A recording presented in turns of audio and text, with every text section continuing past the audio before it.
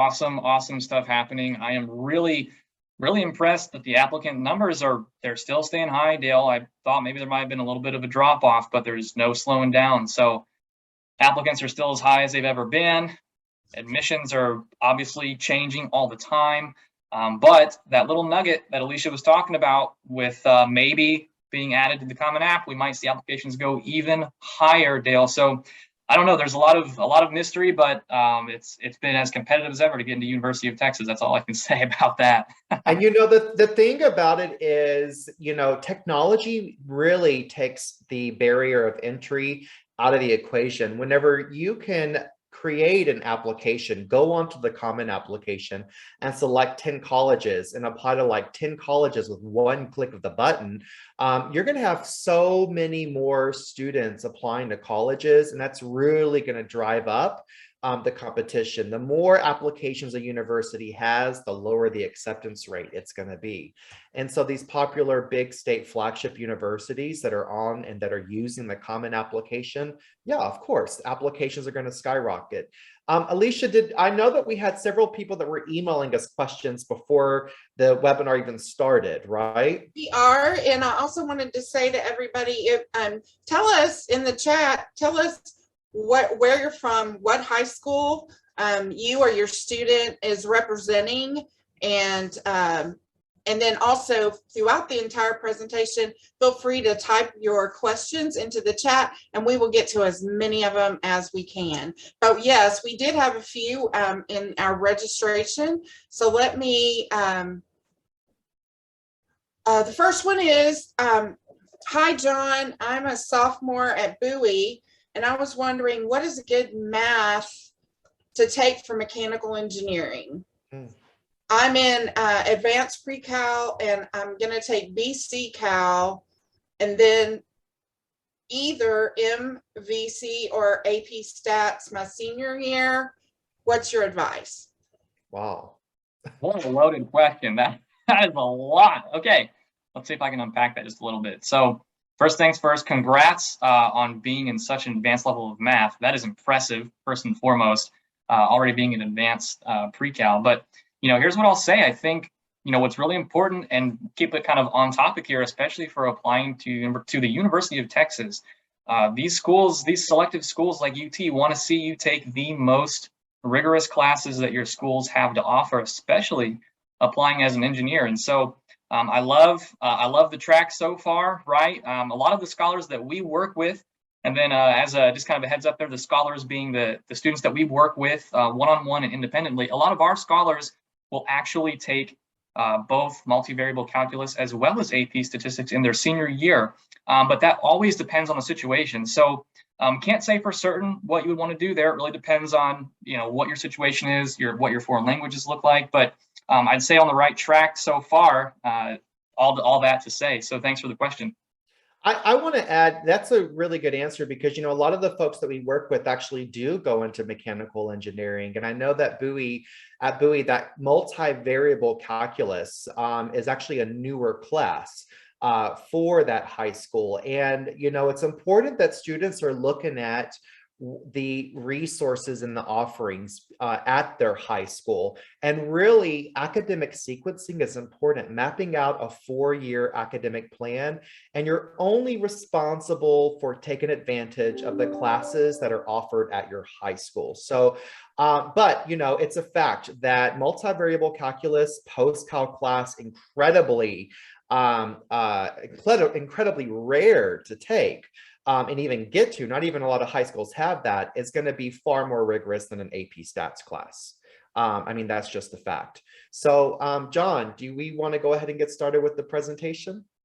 Thanks, Dale. Yeah, we are all set to go. If y'all just give me a moment, let me go ahead and share my presentation screen, and then we will go ahead and get us started. So let's start off, first things first, with a little bit of introduction. So I will say today that we will be providing a lot of information, and please do feel free to grab a pen and paper or whatever you take notes with, because there's going to be a ton of awesome info. We've got some updates for you today with new admissions data that's just come out. So please take notes. and throughout the presentation, feel free to drop those questions. If you want to message us directly, please feel free to do so in the Q&A box, and we'll get to those as we can, because we do know that with all this information, there can always be a ton of questions. So what we'll talk about today are a few things. We'll start off with a little bit of just kind of admissions trends, what's been happening, what's recent. Although we are kind of in the second year or so of COVID now, it's crazy how long it's been. It's still impacting admissions trends, and we just want to give you the update on what that impact is. We'll talk about some stats and FAQs. We've already got a ton of questions already submitted, but you, of course, if you all have any more during the presentation, we'll get to those too, and then we'll go over some of the statistics for the University of Texas. And additionally, we'll talk about the review process and SAT and ACT test planning. It's all so important and critical. We'll go over that in just a little bit. And then, of course, talking about a little bit about the SAQs, maybe some strategies to help with those, and then understanding the expanded resume, which is which is unique to the University of Texas at Austin. What is that? We'll talk about what the expanded resume is, and we'll even show you some of the resources that we have that can help you with that. So without further ado, let me start off by introducing the team. So it's actually a nice treat tonight. We have Dale Price, owner and founder of Access College America, with us this evening. We are proud to say that we are the highest rated agency in the region. Our scholars love working with us. Can't say enough good things about us, but we can't say enough good things about them. We love working with our scholars, and we strive for excellence. Additionally, on our team, we have Bonnie Clefman, who is our career specialist on the team. So part of what we do with our scholars is we help them explore careers, because when you apply to college, understanding what you want to do for work is a huge component of that can ultimately impact what major you apply to. So she is our expert in that area, but she also has her master's and is a previous teacher in English, and she is amazing to have on the team when we get to our essays. And then additionally, we have Alesha Walker, who is our manager of scholar support. I can't say enough good things about Alesha. I just presented with her in one of our labs this weekend to our scholars, and our labs are individual support sessions for a couple hours that we give to our scholars to talk about specific aspects of the application process. This last weekend was the activities list. Really important stuff, you guys. Alesha's incredible. She'll be helping manage the chat lines this evening and helping to respond to some of the questions that might come through. And then finally, if you have seen me in the past, you'll know who I am. If not, if this is your first time listening to me speak, my name is John Baier. I am the College Consultant Director for Access College America. I hail from actually Purdue University, a big STEM school where I studied for 4 years and actually finished my master's there. So I ended up spending about 6 years there. Loved every minute of it, but that's why I love working with our scholars, because they're applying to a lot of these STEM schools, and a lot of that is the same, especially University of Texas, highly selected this evening. So I'm really excited to get a chance to talk to you about all of the fun stuff. So let's jump right into it. Status of college admissions. Where in the world are we at? So let's just start with one of the biggest impacts that this whole COVID business has had, and it continues to have on the college application process, is that applications have absolutely skyrocketed. I mean, they've really jumped up, especially at the University of Texas, where this last year they had roughly 66,000 applicants, 66,000, quite a bit of applicants. And so I want you all to understand why this is happening. So a couple of the factors: one, technology just being the way that it is now. A lot of these schools, at least not up until now, UT was not in the Common App, but a lot of these schools that are through the Common App, you can apply to 10, 15 schools with just the click of a button, and it makes it so easy to apply to more colleges than you ever would have in the past. So applications have really gone up. Additionally, what we've realized is that a lot of the highly selective schools like UT are the ones that are benefiting from this new environment. Additionally, that test optional aspect of it, where a lot of these schools were allowing and still continue to allow students to submit these applications without submitting an SAT or an ACT test score. So it's not necessarily that more students are applying to college, it's just that the students are applying to more colleges. They're expanding their list. And here's what's happening. They're adding these highly selectives on their lists, where in the past, they may have been discouraged to apply to them. They're thinking, what the heck, why not? It's only a $70 application fee, I'll toss it on my list. And so their list increases from 6 or 7 to, 10, 15, maybe even 20 in some cases. And that is really, it's such a trap for a lot of the students that do end up doing that because they're setting themselves up for failure. So what we recommend is that instead of loading up on your highly selectives, you want to load up on your safety schools instead. We really only, with our scholars, we aim to shoot for 6 to 8 applications max, and then we will actually evenly distribute the schools that we apply to. So UT for our scholars could be a target or a reach. UT isn't a safety for anyone, but ensuring that we have, an in-state safety school, things like that, a balanced list can really help you in this new environment where applications have skyrocketed. So just understanding how that impacts your process, you don't want to load up on those highly selectives. Now, another thing that has really been impacting the application and admission environment is whether or not you are an impacted student from a very busy major or a school, from a very busy high school, I should say, not a major.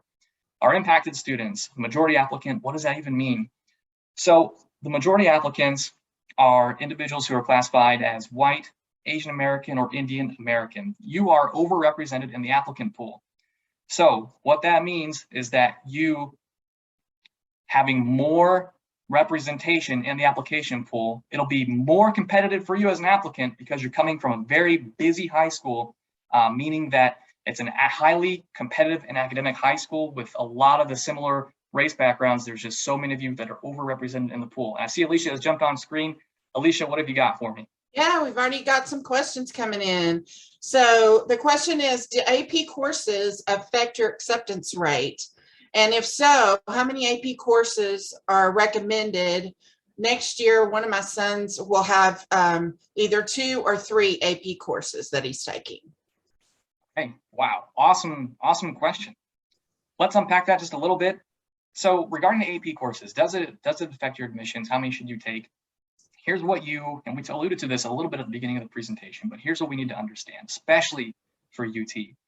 You need to be taking the highest level of rigor that your school has to offer. We want to understand that you will not be penalized if your school does not offer a specific AP class.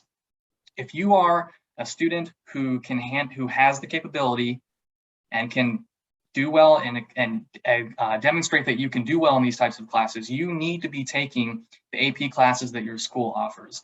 And so when we work with our scholars, what we recommend is building on those AP classes throughout their 4 years of high school. So, if you're taking 2 APs sophomore year, we're going to look to build upon that going into junior year and senior year as well. So can't give a specific number for you, but just understand that we do want to build on that as we go through our 4 years of college and ensuring that you are taking the highest level of rigor that your school has to offer. That will set you up for success. So thanks, Alesha, for giving me that question. Very much appreciate that. So let me jump back in real quick into kind of the final thoughts on being a majority applicant. We need to understand, I'll give you a prime example. There will be no shortage of white students from Lhasa High School, with a 4.3, 4.4 GPA applying to a STEM major. It's an impacted school, you're a majority applicant, and a very busy major, especially at these STEM majors. So you have to be the best of the best of the best when you are in that demographic, in that group. So I know that sometimes that can be a little bit confusing. Please, if you have questions, drop them in the chat, because we want to make sure that you understand, if you are a majority applicant, how that's going to impact your admission process compared to someone else who is not. So let me move on through this admissions trends process. Another thing that we realized, and that's becoming more apparent, is that low test scores are a very quick way to be eliminated from an applicant, from an admissions pool. And what we mean by that is that you have to understand that there's a science behind submitting your test scores. And so one of the most common pitfalls that we do see are students who will sit for a test and just because they feel like they need to take the test. They could get a score lower than maybe they otherwise would have because they didn't have a goal or they didn't prepare accordingly, and they might just take it a couple other times after that, and that's it. And they kind of sit with that. And you have to understand that these highly selective schools, any reason that you give them to deny you, they're going to take it. And so just understanding how we can set ourselves up for success with our test scores. Let's talk through that just a little bit. Before sitting for a test, and I'll get into this a little bit later on, but just briefly, before sitting for a test, you need to understand where you currently sit. So here's one really great tip for you. You can start even as early as freshman year if you want to. Let's start taking some practice tests. You don't necessarily need to worry about where you are going to be taking the test through your freshman, sophomore year. Just get a practice test in. There's a ton of awesome resources, and figure out which test that you excel at, because there will be some differences between those tests. I won't get into that too much at this moment, maybe later on in the presentation, but just understanding that those practice tests and understanding which test you excel the most at is going to help you when you decide which one you're going to take and how that'll impact your application. Another thing that was so important, especially with these highly selective schools, was demonstrating interest. Now, what does that mean? How do we demonstrate interest? Well, demonstrating interest is when individuals apply to a college like the University of Texas, they typically go where they get accepted. So what you need to understand with demonstrated interest is that highly selectives want to ensure that if they're putting time and resources into getting you to apply to their university, that you're going to come. You're not going to, kick them to the curb. They're going to make sure that you are going to be coming. And so what demonstrated interest is then is that insurance. A couple of ways you can demonstrate interest are just signing up for a newsletter. That's a great, easy way to demonstrate interest. But another really important way to demonstrate interest is go on a visit. You need to understand that they will track that. When you visit a school, they've got that. When your application comes across their desk, did you take a visit or not? But additionally, let's also understand a little bit when we get into this later in the presentation that University of Texas demonstrated interest is not one of the factors that they will necessarily consider through their holistic review process. But pro tip for you, it's always important to have an ally on the inside. And so what does that mean? Reaching out to your admissions officer, introduce yourself to them early on in your high school career, build that relationship so that when your application comes across their desk and you're right at the finish line and maybe you're right on the edge, you're possibly maybe not quite there, that demonstrated interest could be something that pushes you over the edge. It'll never hurt you, and in some cases can only help. So understanding how that will impact your application is super, super important. Okay, last couple of things here about some status of college admissions. Rigor, essays, and fit to major are an absolute must. What does that mean? When applying to the University of Texas, the rigor of your classes is huge, huge, huge. We've talked about this a couple of times already in the presentation. We have that question about the AP classes. We alluded to it in the beginning. Ensuring that you are taking the highest level of rigor of classes that your school has to offer is so important. And of course, essays are always important. They've always been important, but even more so in a holistic review process, when you may or may not be submitting your test scores, those essays will help to tell your story more clearly and help demonstrate your ability as an applicant. Alesha, I see you pop back on the screen. What do we have? So the question is, you've been talking about AP courses. The question is, what about dual credit with Austin Community College, and how does that affect applying to UT? Great question. Thanks so much. Well, let's talk about that. So here's what we'll say about the dual credit courses and how what applies regarding to the University of Texas. When you are applying to the University of Texas, you can take a dual credit course. All right, you can. They understand what that rigor and what the curriculum means for a dual credit course because it's in the state of Texas. But here's the thing: the AP courses are nationally accredited. Your dual credit course at ACC is not nationally accredited. It's not a national curriculum, and so it's not a guarantee that they'll understand what the curriculum behind that class is. So the best approach for that is to take the AP classes. It is a national curriculum where the standards and rigor are understood by everyone. So there's nothing else to say regarding that, but if there's any confusion on whether or not a dual credit course works for applying to the University of Texas, sure, it could, but just understand they're going to be looking for the AP classes first. So if it comes down to it, you need to understand that the AP classes are what are going to be the most important in that regard. So thanks, Alesha, for that.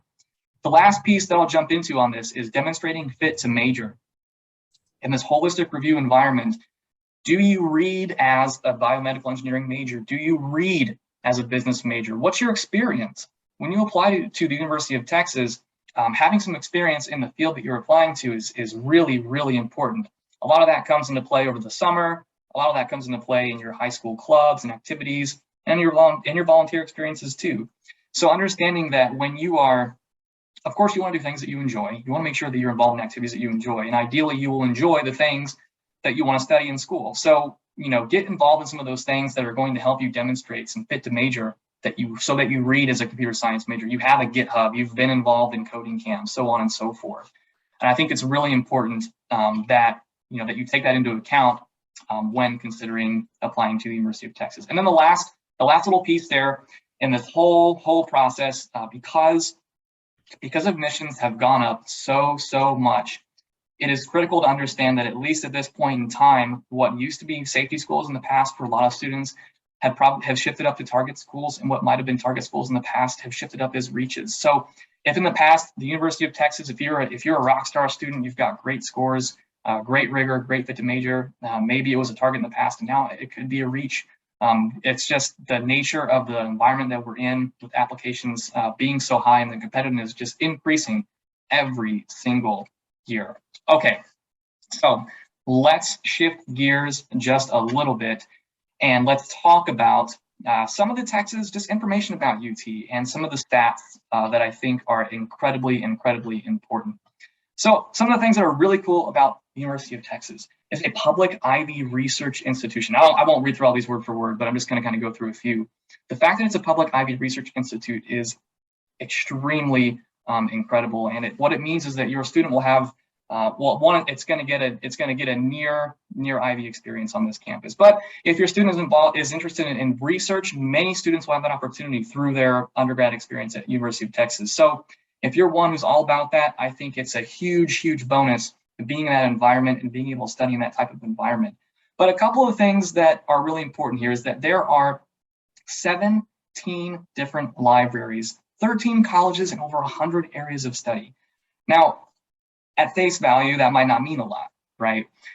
The real value behind that is that when applying to UT, if you're applying to a busy major, you have options. You can apply, you can be a little bit strategic about your process, and you can input other majors if you might not be as competitive. So for instance, here's a great example. If you're interested in computer science, so because there's so many opportunities to study things, another option if you might not be as competitive for CS is informatics. So you'll get a little bit of technology in there, a little bit of coding, and even a little small bit of business in informatics too. And so that's what we talk about when we're thinking about strategy. These majors that are impacted, really busy, and you want to apply, you want to think about maybe that's another option as opposed to computer science if you just don't match up for that. Another great example is if you're interested in business, you can instead maybe apply to economics or human dimensions of organization. But understand that so many applicants that apply to the Macomb School of Business are putting econ as their second choice major. So while it might not be as competitive as business, understand that something like econ will be just extremely competitive as well. I see Dale popped up on the screen. Dale, what you got? Hey, so I just wanted to say probably one of the biggest things that you'll need to realize when you're applying to the University of Texas is what is your major going to be? And keep in mind that you actually are not applying to the University of Texas, you apply to a major at the University of Texas. And your entire application will be filtered through the lens of that major, starting with your freshman year of high school. Every single thing you do, starting with the freshman year of high school, will be fair game in the high stakes world of college admissions at the University of Texas. So carefully consider what that major is going to be. The cool thing about UT is that there's 170 areas of study. You can minor, you can get a certificate, you can double major in so many different areas. UT makes that opportunity available. But the problem is most students by default will pick the exact same 5 majors or the exact same 5 colleges. They'll go into business, they'll go into engineering, they're going to pick computer science, maybe nursing, and there's so many other areas of opportunity. So as John just mentioned, Macomb School of Business, extremely competitive. Perhaps you should consider economics inside the College of Liberal Arts, or even HDO, Human Dimensions of Organization. Data science is a brand new major at the University of Texas. So perhaps even considering, again, other areas outside of anything computer engineering, computer science, things like that. Really think about that first choice major if you have experience in that first choice major, because most of you will get one chance at becoming, at getting into UT. Dale, thanks so much. I love the way that he hit that home. And when we talk about, having that one chance to admit, let's talk a little bit about what your chances are when you do submit that application. So if you're writing these down, great, you should. You'll definitely want these statistics. Let's go over them. We'll unpack it just a little bit. So this last 21-22, we just have the data came through, I believe it was last week, but we had about 66,000 applicants for this last cycle. And that number, 17,000 admitted, are for our in-state students, okay? So 17,000 of in-state applicants at University of Texas were admitted. Approximately then 25, which was about 25% admission rate, okay? So think about that and how competitive that is. Now, of those in-state admitted students, 75% of those are in the top 6% of their high school class. So you are an automatic admit to the university if you are a top 6%. It is not an automatic admission to your major. Please understand, you need to definitely know that. That's one thing that I think might go overlooked in this process. Just because you are an automatic admit does not mean that you'll get that major. Let's walk through that just a little bit. So let's take this example of the McCombs Business and Econ. Your top 6%, you'll get reviewed for McCombs, maybe not in. You'll get reviewed for Econ, maybe not. And in that place, you could get moved. You could get moved to something else, maybe in the College of Liberal Arts. And that's one of those ways that even though you're in the top 6%, the University of Texas does have its ways of kind of pushing you out, even though you might not have technically been denied. So it's, of course, not what you necessarily wanted, and then you might consider, going somewhere else, and that's just kind of how it works sometimes. But understanding that being in the top 6% admitted, automatic admission to the university, not necessarily your major. So what does that mean for those of you that are outside of the top 6%? Well, here's what it comes down to.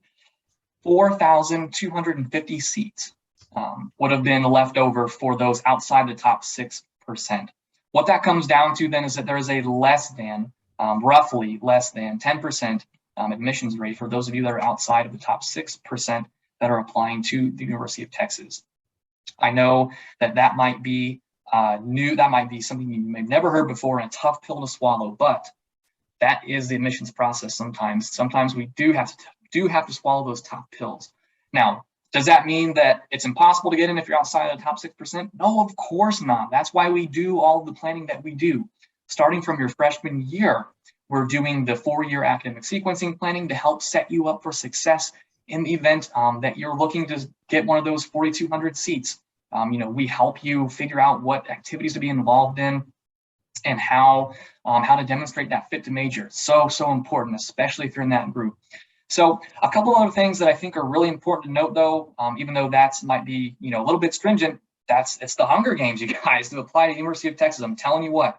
But here's some good things. So you have a 95% first-year retention rate. So what that means is that applicants who are coming to the University of Texas, they're not stumbling their way in and leaving. They're staying, and that's important. You want that in a school. You want that high first-year retention rate. Because again, that means that the university is setting you up for success, and you can't get better than that if they're setting you up for success. And so then the last thing there is that you got about an 80% 4-year graduation rate, which is phenomenal. So not only are you getting a university that's setting you up for success, you will be successful at that university, and I think that's also important. If there are any questions about the data, what it means for you, how it impacts your application, drop those questions in the chat. We are ready to answer them. So let me move on to our next topic. We'll talk a little bit about the holistic review process, what it entails, and all of the good stuff. When it comes to a holistic review process, you have to think of this as telling a story. And when you are applying to UT, you have to do what's called layering your application. What does that mean? Well, one great way to start this is from your activities, right? You want to be involved in a breadth of activities that are going to demonstrate your fit to major. But when we start to go to the application, this gets a little bit into the essay and writing. You know, we have to be strategic about how we write about ourselves. You will, you know, you write the main essay, you'll never mention anything in the main essay again for the rest of the application. You're going to be layering your story so that you're not hammering home one point through your application. That is one thing that is a pitfall for a lot of students that don't work with someone like us.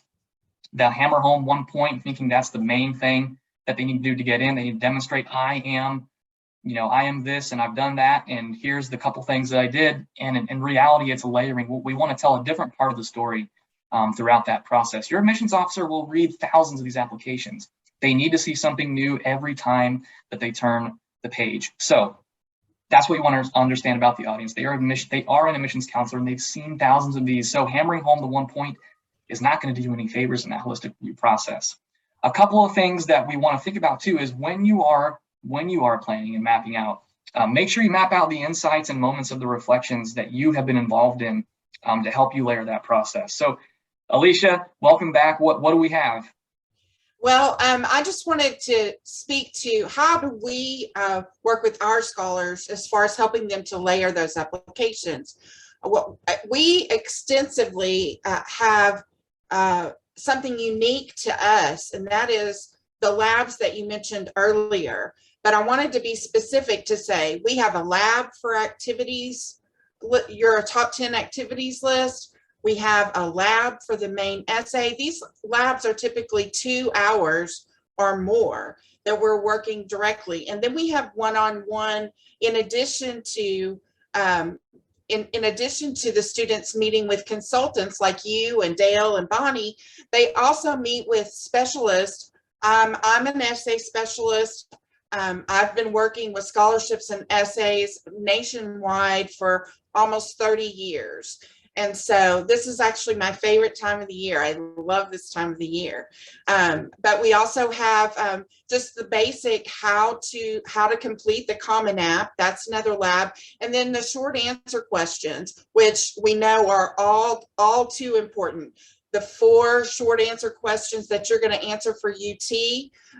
We help you with a strategy to craft those. And then we are an added extension of what our students are working with the consultants. So they're really fun. It's hands-on. We do a lot of exercises, and we get a lot of great feedback from our scholars, especially on the other side, once they've been accepted to some of these high achieving schools. And they tell us on the flip side how much it helped them. And also when they're just talking to other students and they're like, realizing that they're getting a whole lot of in-depth information that their friends don't have access to. So I just wanted to pop on and mention that briefly. Thanks. Hey, thanks so much, Alesha. That is great stuff. I think it's really important to understand, how we impact them through the service and how that ultimately impacts their experience through the admissions process. Because it needs to be a fun process. It needs to be engaging. And if it's at any point a slog or stressful, then take a step back because that's where we come in. It really truly is. So thank you so much. Now let's jump back into this holistic review process. I want to touch on the important factors of the application. Now, there's 4 main factors that will really, now it is a holistic review process, but there are 4 factors that really do drive home the application. The first one is your GPA. So it's listed number 1 for a reason. Where is your GPA at? And understanding, of course, we talked a little bit about already, is it in the top 6% or not? But where is it compared, of course, to others that are in your high school as well? That GPA is really important. But the next kind of the follow-up to that, though, is what is the rigor behind that GPA is that second factor that will be also important during your application. So did you have easy A's? Did you have difficult A's? If you are someone who's got a 4.0 GPA but took no AP classes, that's really not going to help you if your school offered those AP classes there's going to be some questions about why you didn't take those. So understanding how the rigor behind your GPA will influence whether or not that's going to be beneficial for you. And then the next thing is your class rank. So we talked about that plenty already. Are you in the top 6% or not, being a major factor there. But then finally, as alluded to briefly before, was your fit to major being that fourth important factor. Do you read as the major that you are applying for? And we talked about that. What are you doing in the summers? What are you involved in outside of high school? So I just wanted to reiterate that because those really are four of the main factors during this review process. But of course, all the other factors will be taken into account when you do go to submit your application. So just understanding, understanding how that works. And then some common mistakes. So I think one of the biggest mistakes that students run into is that they really think that they can just kind of do this maybe in one shot. So like for a main essay, they maybe just do one draft. Or another common mistake that we talked about a little bit earlier is sitting for a test that you're not ready for. Regarding the review process, another common mistake is dropping that foreign language early on in your sophomore year of high school. Now, let me touch on that a little bit. These highly selectives in UT want to see 4 years of the 5 core classes. Your foreign language is a core class, folks. So when you or your student or your scholar, I should say, want to drop that foreign class, that's where I would recommend that you want to be working with one of us. We want to work through that academic sequencing and to help you understand why it's so important that you stick with those foreign languages throughout the course of your high school. So one of the most common pitfalls, dropping that foreign language class so early. And that's why it's important that you get started early in this process when you are considering a school like UT. Starting early so that you can sequence that and plan for it versus trying to start this process at the end of your junior year where all of the decisions have really been made. You can't go back in time and change things. So thinking about this early on, freshman, sophomore year, so that those decisions can be laid out to set you up for success is a huge bonus when you do get started early. So let's switch gears a little bit and talk about this expanded resume. What in the heck is this thing? We talked about it briefly at the beginning. The expanded resume. The expanded resume, to put it plainly before we compare, is a catalog of everything that you or your scholar have done. When I say you, talking to a scholar, have done since the summer before your freshman year of high school up through the rest of your high school career. It is an entire catalog. So what the heck is the difference? What's the difference? Why is it called a resume? The difference between this and a standard resume is that a standard resume is just the highlights of what you've done, kind of the greatest hits.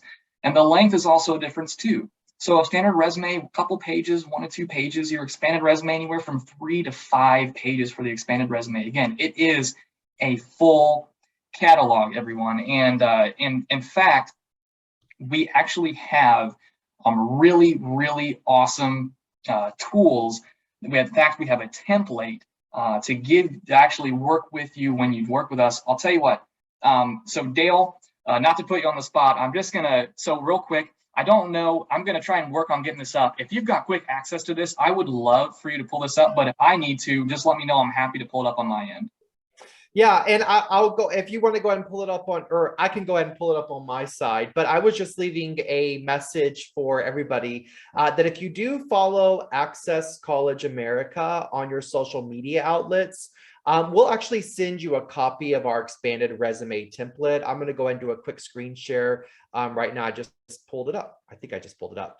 And this is such a really great document because, as I mentioned before, when you apply to the University of Texas, you want to make sure you're applying with experience in that major. That's the key word. So we'll send you our template here in which you can just get it, scroll down, and you'll see where to add your capstone projects, certifications. If you have any research, you'll have a space on how to write that in here. We'll show you where to add your work, internships, and so forth. So our expanded resume template is a tool that our scholars actually receive, and we work with them on that, on how to layer not only their applications, but create contextual descriptions. Contextual descriptions is key that show engagement, exploration, and really make a solid impact. That the University of Texas is really cool in that they literally will read every single thing that you give them. So it's an awesome opportunity to really highlight your strengths and tell your story to the University of Texas with that template or the expanded resume. And you know, a lot of colleges, or actually no colleges, require the resume, and it's actually not required for the University of Texas, except if you're applying to the Plan 2 major inside the College of Liberal Arts. But Alesha was touching on this a moment ago about the common application activity list. A lot of high school students don't know what that is. They really focus on the main essay, which is arguably one of the hardest parts of the entire college application. But that common application activity list, where you'll list 10 activities that you've done in high school, is often the replacement for the resume. So you have the common application activity list, which replaces the resume, and then the University of Texas will absolutely take that expanded resume anywhere. The expanded resume can be anywhere from 2 or 3 pages. I've seen them go up to 5 pages long, and it really is important how you organize that expanded resume. So you do not send things in chronological order. You write you add your items and underneath each category, starting with your heavy hitting item first, that's directly related to your major, and then you work down. So there is a whole way of ranking and ordering and writing these descriptions. We often start with the expanded resume first. That sets the tone for where we will layer your application. Again, as Alesha said, we don't hammer home anything. The person reading your application is a human.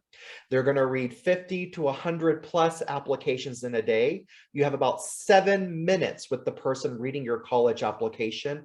And when you layer your college applications, you want them to realize and discover new dimensions about you, new elements, opportunities that you actually generated that are learning opportunities throughout your entire college application. So as I mentioned before, if you do follow us on social media, LinkedIn, Facebook, Instagram, Twitter, we're also on YouTube, we will send you a copy of our expanded resume totally free.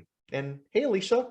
Hey, can you tell them about the lab package that we have?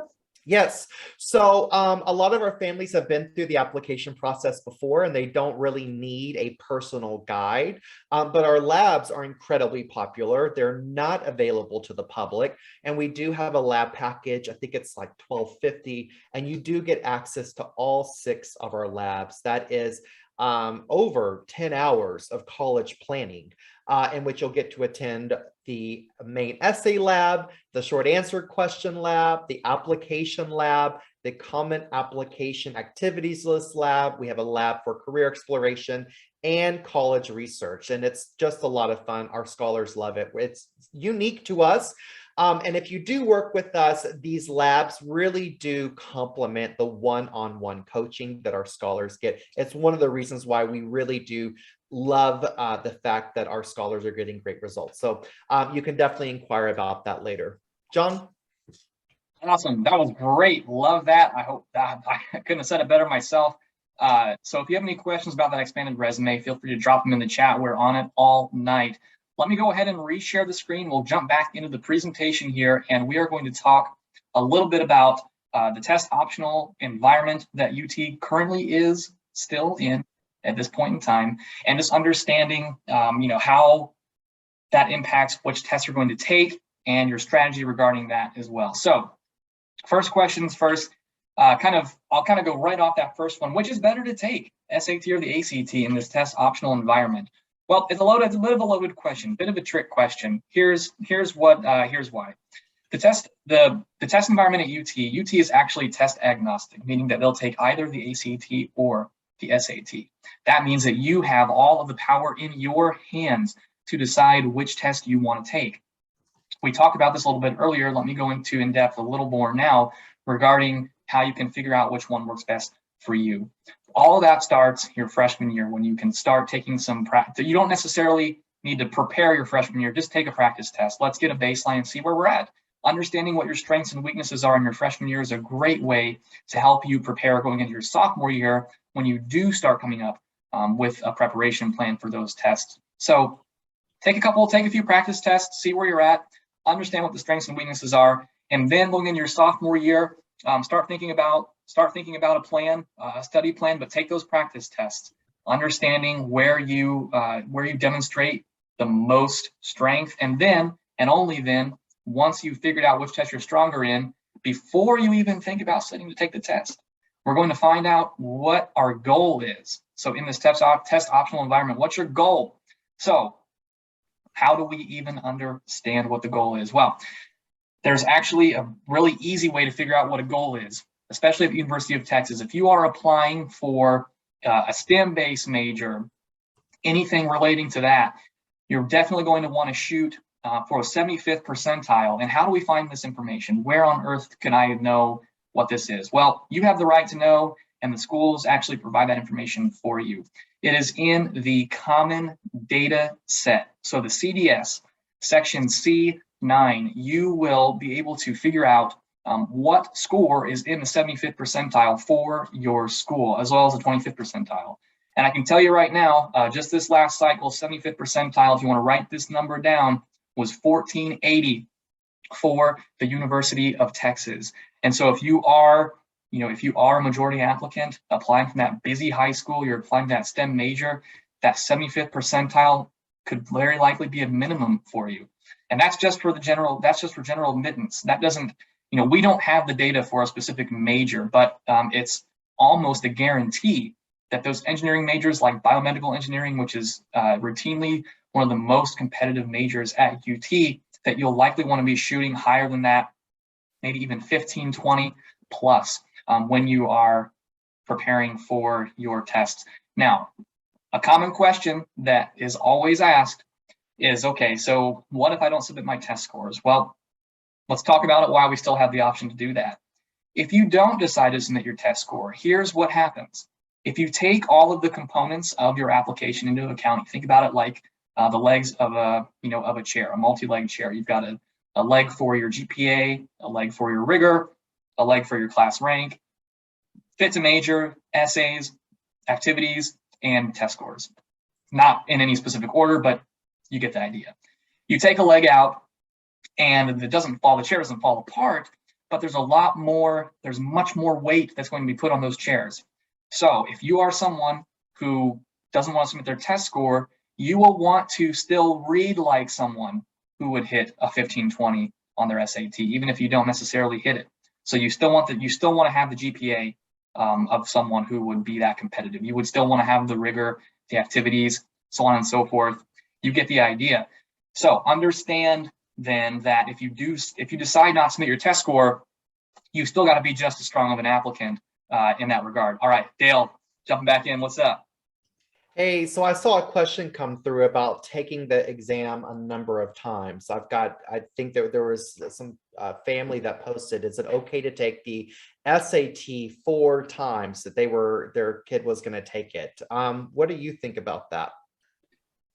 Yeah, that's tough, and not tough to answer. It's just tough if you're in that situation. Here's what I'll say. We recommend for our scholars that they take the tests combined of either test in a combination of no more than 3 total times. So you either take them both, a combined total of 3, or you're picking that one test like the SAT and stopping at the 3rd time. Here's the real reason. Here's the real reason why. When you are taking that test that many times, Dale, 4 times, 5 times, whatever it is, there's what's called the law of diminishing returns, right? You get to that 3rd test, and you're really not going to improve much more after that 3rd test. That time afterward would be so much better spent exploring your activities, studying more for your classes, getting a better GPA, all those other factors that are really going to hammer home the application, versus trying to get this all encompassing test score and taking so many more tests. Really doesn't help, and not worth the time after that 3rd one. Absolutely. And I think that's something I want to get to. Some of these folks are spending 20, 30, 40 hours of test prep to just improve their score maybe by 20 or 30 points. Something you guys need to understand is that the University of Texas does not care that much about test scores. The number one most important part of your application is going to be your GPA. The second most important part of that application component is going to be your class rank. The third most important part behind that is going to be the level of rigor. Got that backwards, I'm sorry. GPA, rigor, and rank. These are the three most important parts of your application. The fourth most important part of your entire application is going to be your fit to major. Are you applying with experience in your major? Now, those test scores will be important, particularly in those STEM-based majors. So engineering, business, nursing, architecture, computer science, natural science majors, things like that. But, you know, instead of dedicating all of your time on taking the SAT and the ACT and test prepping every single Saturday, think about the impact you could have made if you took that amount of effort and you focus it on your studies, on generating learning activities, on really getting really great grades in your tests. And so the problem is, you know, there's only so many hours in a day, and, you know, that test is not really going to be a major factor in whether or not you get into UT or not. So by all means, do not take both the SAT and the ACT 3 and 4 times each. It is a waste of time. If you are going to do it, that's your prerogative. But we find folks that actually allocate their time wisely make a much bigger impact overall in how they're going to read. Alesha? So they're listening to what you're saying, and this question is specifically, are you wanting them to list their weighted or their unweighted GPA? Weighted. You always lead with your strengths. So you'll list your weighted GPA, but the reality is most all colleges will actually recalculate your GPA anyway, because a lot of high schools do funky things with grade inflation and assigning extra points to classes and all that kind of stuff. So universities will actually recalculate your GPA once they've received your transcripts. Okay, thanks. That was amazing insight, everyone. So really, really important. You know, what he just said about that aspect is all about how we utilize our time. And if you can spend more time being involved in the activities that are going to strengthen your fit to major, if you can spend more time studying for your classes that will help you do better and get a higher GPA, especially in those AP classes, might make more sense to use your time doing that. So really great information. Thanks so much, Dale. Now, the next thing that we want to kind of talk a little bit about is regarding the test then is understanding when your application is read, what's that process, what does it look like? So we've taken our tests, got our scores, so on and so forth. Now you submit your stuff, understand that everything in this test optional environment, this holistic review process is going to be taken into account. So when you are, because again, as of now at least, UT is still being test optional, the process, it's very much a team effort when your application is reviewed. And so what that means is that when you submit your application, it'll be first read by a regional officer. They'll get your scores, your GPA, class rank, everything. Then after that, you'll get a second read, and only by a team of 2 that'll read your essays. And that's how important those essays are in this test optional environment. It's not that they weren't important in the past, just understanding that in this new environment, you know, when everything is considered equally to some degree, that those tests kind of have a little bit more of an impact. Now, Alesha. Can you let me share? Can I share my screen for a second? And that'd be great. I want to show. Go ahead. I want to show everyone.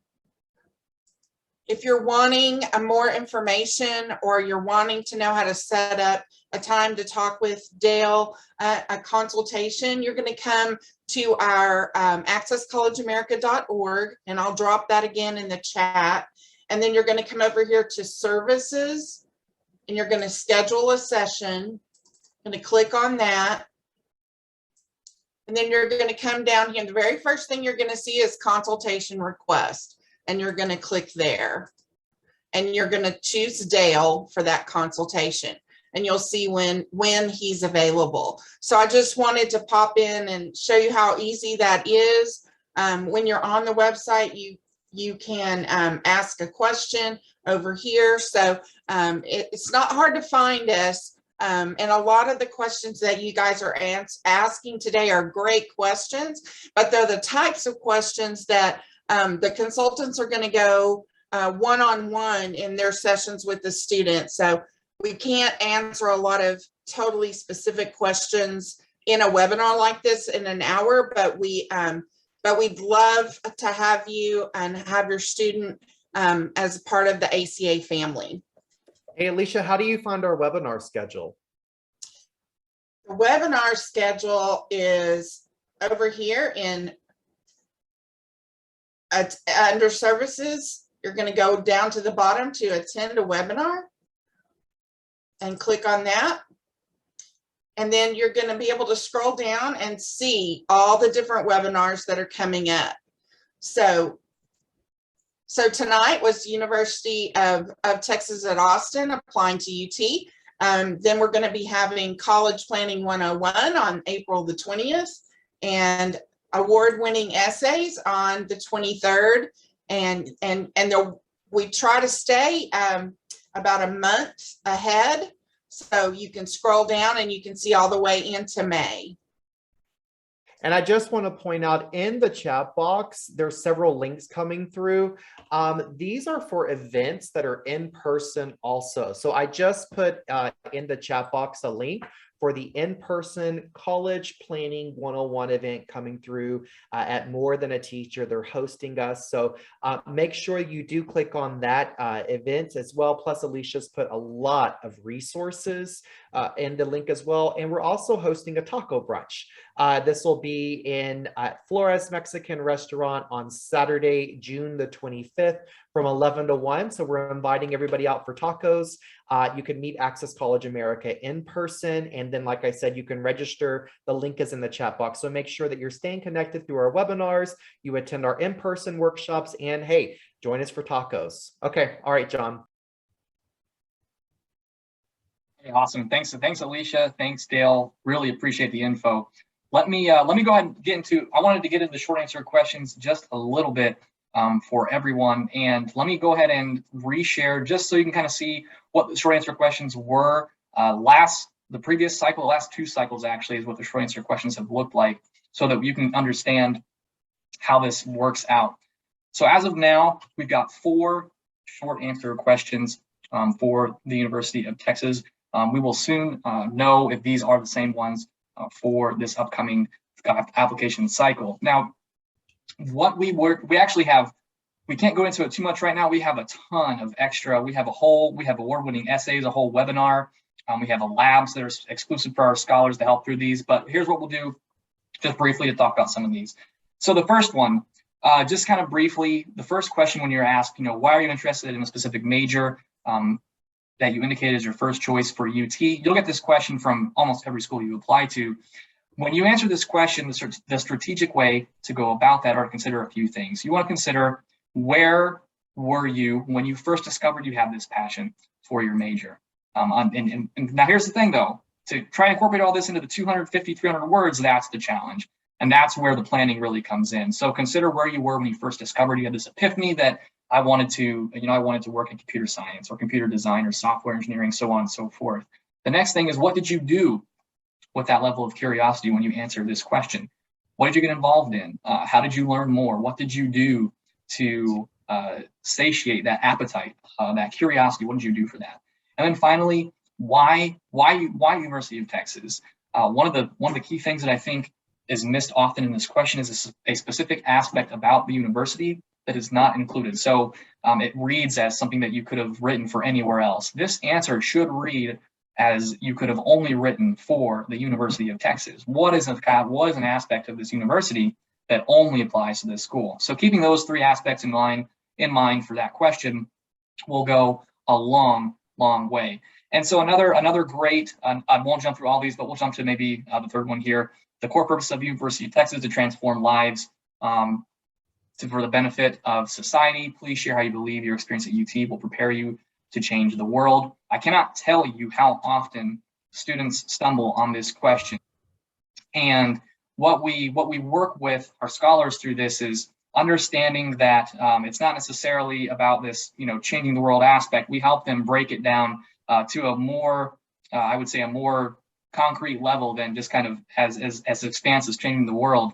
And that's what we work with them through. And so understanding that you don't need to get tripped up on that one aspect of it. There's a lot, sometimes in these questions, there's aspects like that are put in there to trip you up, so that you kind of go down a path that might be a little more confusing, but we want to stay on topic with those, and we work through our scholars with that. So again, won't be able to get too much into the SAQ tonight, but again, we do have that award-winning essay webinar that Alesha was scrolling through coming up in a couple of weeks. So I highly recommend that you check that out. Now, how on earth can we get updated? Understand, I want you to know that we give a ton of free resources, free information on our social media. So please, absolutely do consider following us on our social media at LinkedIn, Instagram. We do tons of Facebook Lives where we are always giving out awesome information. In fact, you can even think about using our website as a resource. There are so many awesome blogs on even a lot of the topics we talked about today.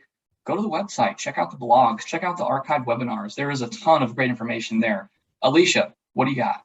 Can you tell everybody how to save the chat if they're wanting all these links and all the information we're dropping in the chat tonight? Yeah, no problem. Okay, so in the chat, let me see if I can pull this up. Okay, so in the chat, I won't be able to share the screen, but when you go to type your responses, everyone, there's a type your message here section, okay? Where you see the two, and for me it says host and panelists, and yours might say host and panelists as well, but off to the right, there's three little icons. There's a folder, there's a smiley face, and then there's three dots. On those three dots, you'll click on that, and then you will hit save chat. It'll automatically save that to a folder on your computer. It will create a Zoom folder and then save that chat. So if you do not want to lose all of the information that was provided in the chat tonight, including the links for everything else, please, I would highly recommend that you save the chat. Okay, so everyone, we made it. It is near the end here. So as we wind down, I did want to invite Dale and Alesha back on for some final words here. Dale, I'll pass it off to you to kind of take us home. So, and I say this often, but where your son or daughter is going to go to college is going to be one of the biggest decisions that they ever make, because it will last forever. And for so many high school students, this is the first real adult decision they've made. And mom and dad, this will be the most expensive gift that you ever give your kid, unless you buy them a house. So it's really important that as they go through high school, that they have opportunities for self-reflection, discovery. They have advice to go through and pick their academic classes, their extracurricular activities, their clubs they're going to join. They need to have confidence. They need to have direction for that. So at Access College America, we're proud to be the region's highest rated agency. If you go online, Google College Consultant Austin, Texas, check out our reviews.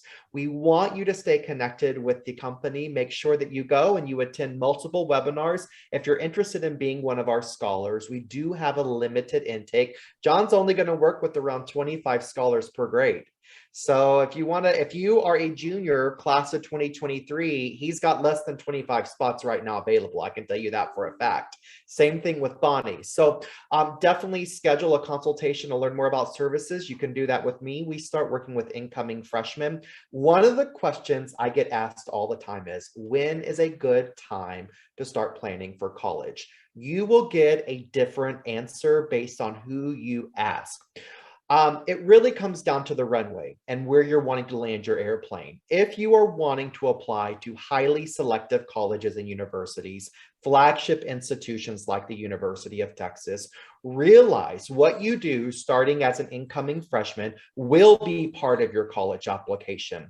And the reality is a lot of folks wait until their junior year to get started, but by that point, 2 years have already been behind them. So there's not really a lot we can do with their overall academic profile. We do recommend starting around the freshman year. Now, again, you're not applying to college the freshman year. So freshman year, we're just doing a little bit of career exploration. We're doing that academic sequencing. We're doing a little bit of SAT, ACT test planning. We're doing a drill to make sure you've been through it.